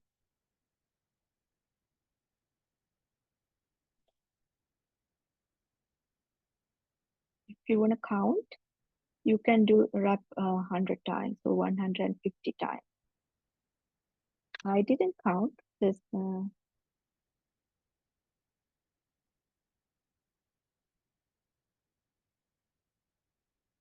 I did this few times to learn, to show you. So I kind of have an idea how much big it should be. But to you to start with, you can count and wrap it around like 100 times or at least 100 times or like 150 times.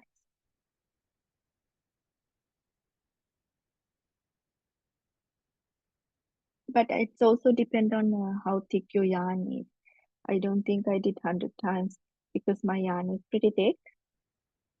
If you have a really thin yarn like this is thin yarn, then it would be like 100 times or even more.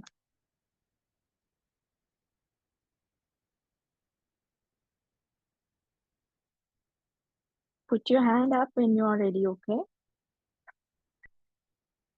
In the meantime, I think if parents are around, to make it quick,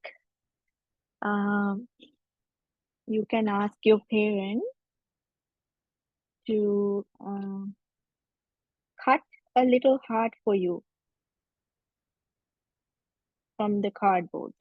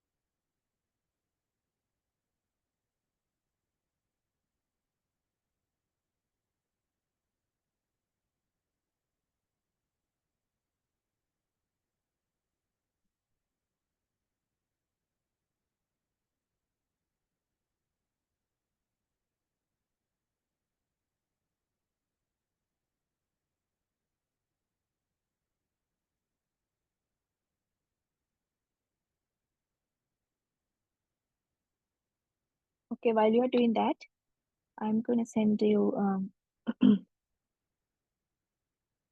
YouTube videos I was talking about.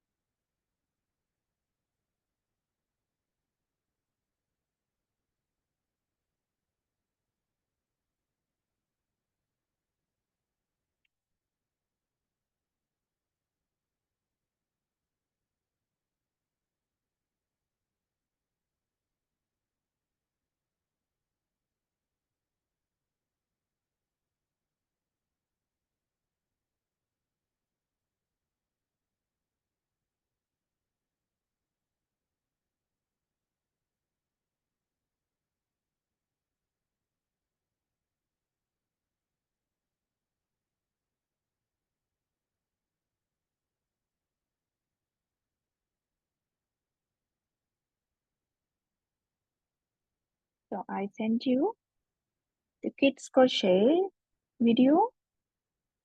So if you play that video,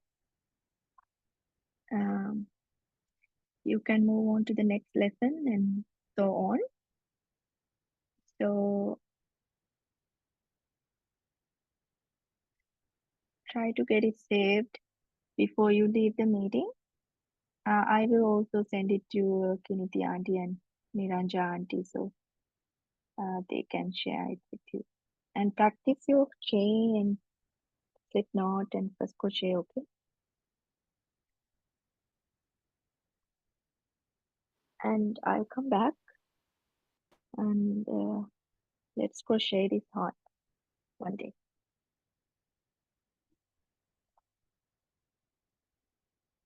Kiniti auntie is ready? Who else? Who else is ready? Okay, shall we move on? Okay, I think we should move on.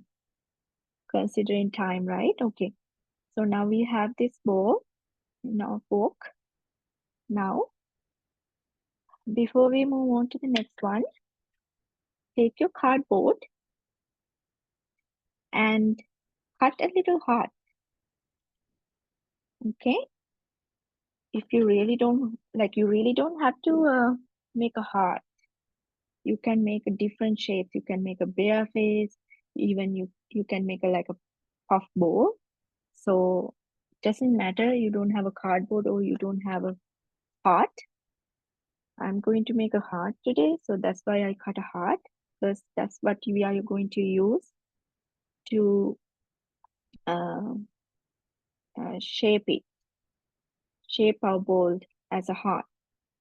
So it's not actually necessary, but if you have parents around, they can make a heart for you. Otherwise, that's fine too. So let's move on. So we have this thread, right? And then we have working yarn, and we are going to cut it. We are going to cut our yarn like this, closer to our bowl. So your bowl should be really tight. It shouldn't let loose. So when you cut it, and then if you keep your fingers off, it shouldn't let loose. If it goes loose, then you didn't do it properly. So it shouldn't let loose. It should stay like this. Now you are going to, okay, I've got to show you on the table. Now you have 2 threads coming over your fork and under your fork. So you put your fork down like this, and you take the yarn under your fork, and you take your yarn over your fork, and then you are going to tie your ball on top in the middle like this. You need to tie it really tight. Okay, you need to tie it really tight. Ask your parents to help you. Okay, maybe you can help them to make it really tight. Put in your index finger in the middle, because it should be really tight. Otherwise, it's gonna go loose, and it's not going to be. Your puff ball is going to fall apart. So, do a really tight knot.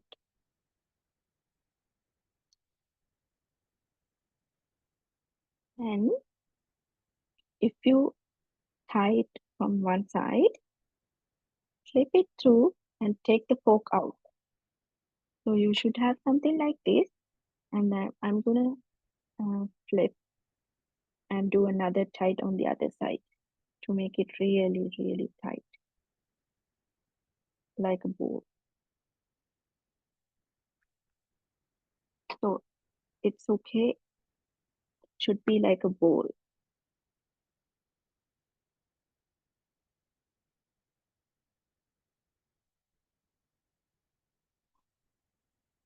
If you have to do it again on the other side, do that as well. But my thread is not long enough to do another knot. Okay, so I have to stop it from there. So, but at least you should have one knot on this side and another knot on this side to keep the yarn secure.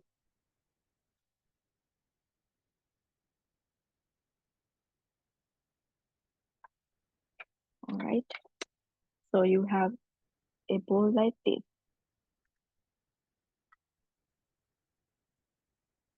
I'm gonna cut out my 2 threads. So now you know that we tied it in the middle. So we have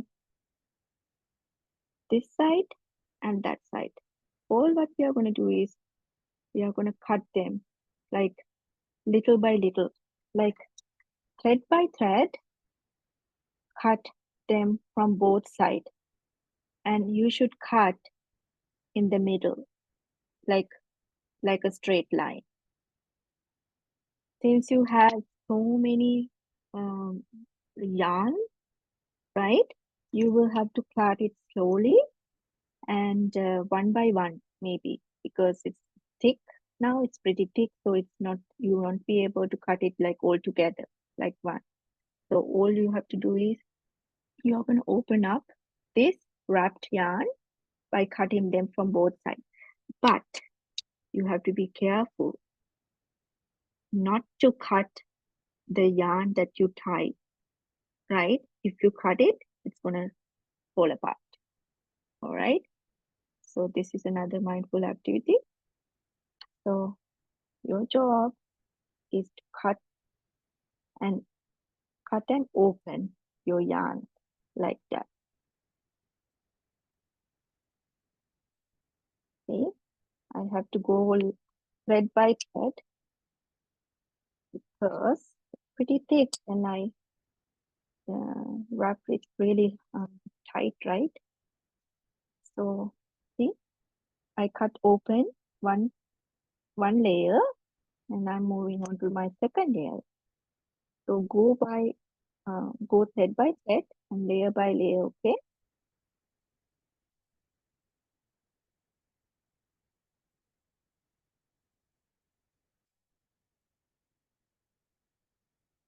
And make sure you don't cut your middle yarn that you not tied the bowl, okay? Okay, so my second layer is open. I'm moving on to my third.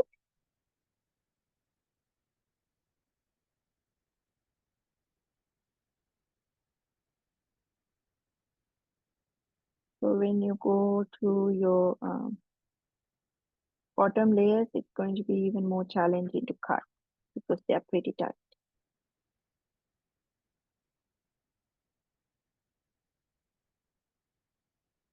And you need really a sharp knife, scissors to do this.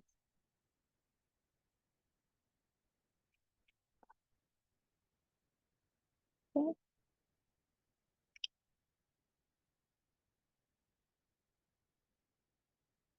Make sure I don't cut my. So my old layers are open on one side. So I'm going to do the same thing on my next side, the other side. Okay.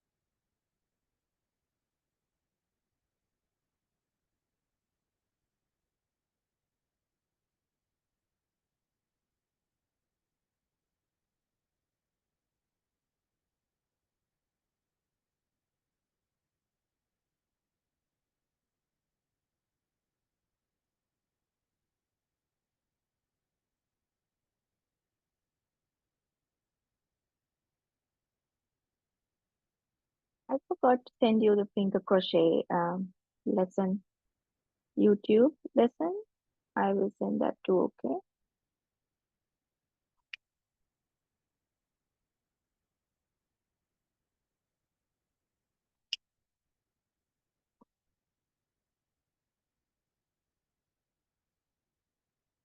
Okay, I'm in my underneath layer.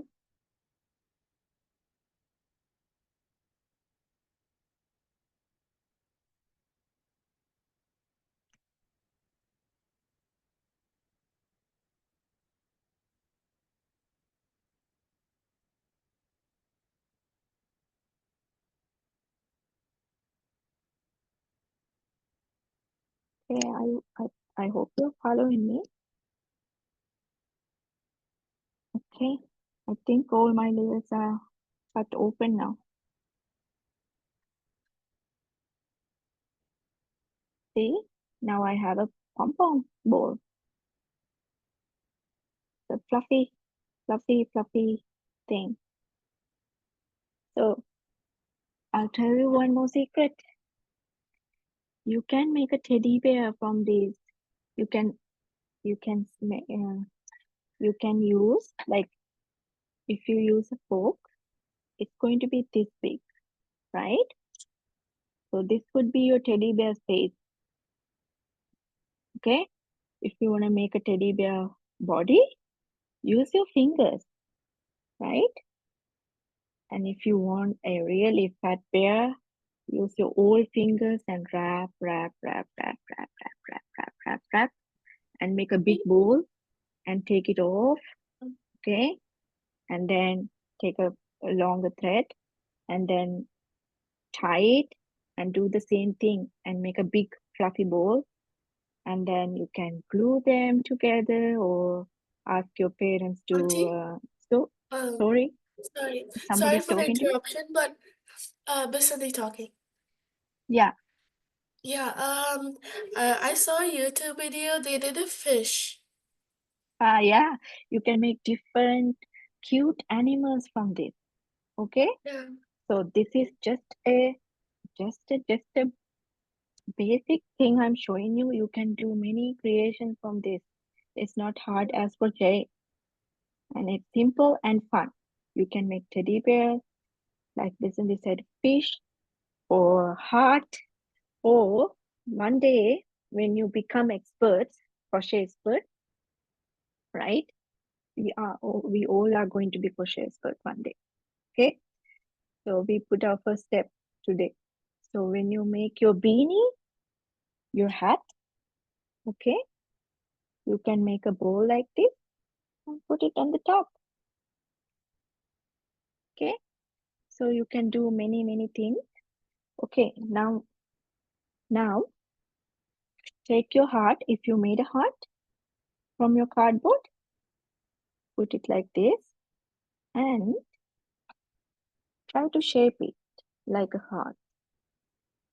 My heart is too big for my puff ball, so I'm going to make it short.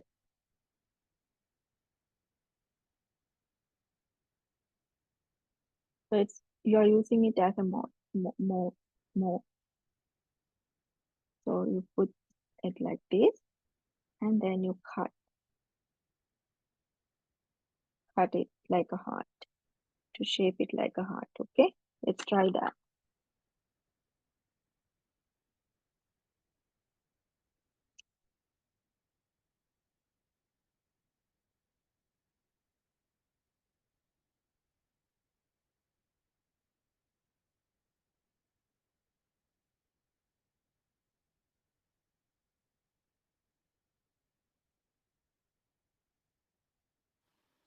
It's like cutting hair. Yes, exactly. That's what I thought too. Yeah, you can be a good hair cutter. You can be a good barber. Yeah. And the most challenging part is this groove of the heart, right? Mm. So you actually figure out how to do it. What I do is like cutting here, you go like this. But this is where you can, you might accidentally cut your thread that you tied together, right? Because I did it when I practiced this and it fell apart. And it's pretty sad to feel like your heart apart, right? You don't need that. Your heart is so precious. So be careful when you make the groove, because that's where you have your thread that you tied all of them together. Okay, is it heart shaped enough?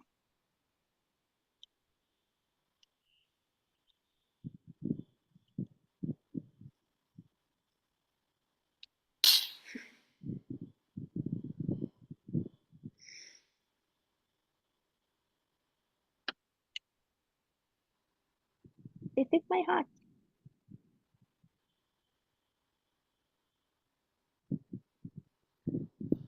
You know, if you're decorating your Christmas tree, if you're celebrating Christmas, you can make this heart. You can either glue or sew a loop like this to hang your heart and the Christmas tree. Actually, this heart is a Christmas tree decoration.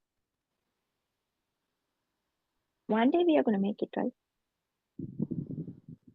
Okay, so this is my heart.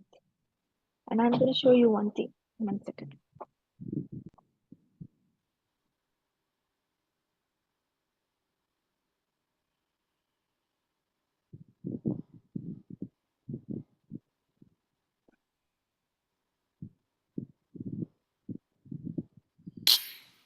Okay, so while Kalpani auntie comes, I will do the reminder again about next week's Zoom link. Okay, we will let Kalpani auntie finish, and after that, before you all leave, we have another important announcement to make. Okay, yes. Okay. So this is a crochet hat. I didn't make it, I bought it, right? So this is what we wear in winter time. Okay. So this is a crochet hat. Look at this pom-pom. So once we all become crochet experts, we can make a hat, and then we can make a puff ball like this, and then we can attach it like this. Okay. All right, that's what I wanted to show you. Okay, that's all. I hope at least from this you had some kind of fun. I know the other one is very stressful. And I can see that you guys are going to be very busy today, making things out of yarn. And have fun, okay? Denuli, have fun, okay? Have fun, sweetheart. I know it's hard, but you can do it. Okay, your mommy is there. She's helping you. That's very nice. Okay, and all of you guys, thank you so much for trying, because like I said, you guys are so brave. You tried something very different and difficult today within a very short period of time.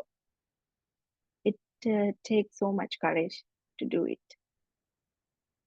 Thank you. Thank you. Bye-bye. Okay, so yes, like Kalpani auntie said, if she was to do it alone by herself, she would very easily do it. But it's very difficult for her to teach all of us to do that. But I think she did a great job, because we all managed to make our own ball. Or yes, we learned some of the steps, and we invite all of you to watch that video and maybe try and follow the practice the 2 steps that she said. Yes. the keychain. What was it? The loop, what do we call? Slip knot, Slip knot. chain, and single crochet. Okay, 3. Okay, so let's try to practice. If you do it, maybe you can send us some photos as well, and we will surely have another session in future for the second part of this. Yes. So we have to thank Kalpani auntie very much for coming and doing. I, of course, whether it came out well or not, I thoroughly enjoyed the session, like the folding and yeah. So she's sending more links. We'll do. We've gone over time, but I think all of us were in our own zone and enjoying this. So, dear kids, another reminder. Yeah, sorry, Kiniti. I just sent the finger crochet video for Himandi. Thank you so much, Himandi. Thank you, sweetheart, for trying it without a hook. I think it's much more easier with the fingers.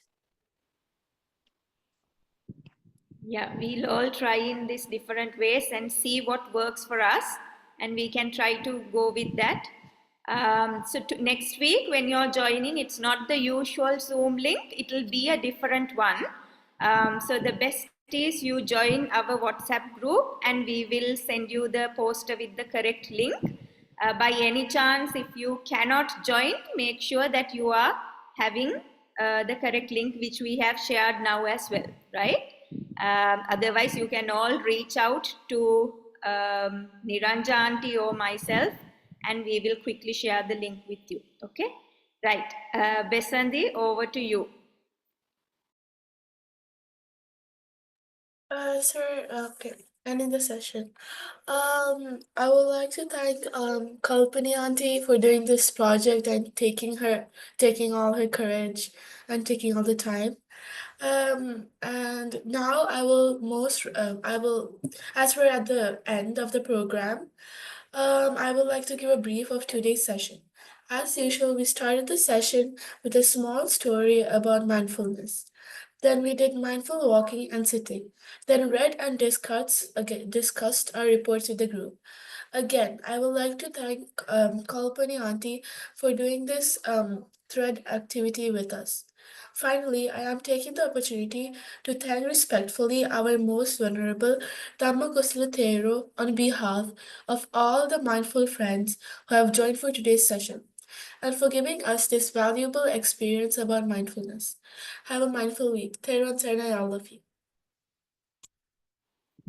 Have a mindful week, everyone. Thanks for staying till the end.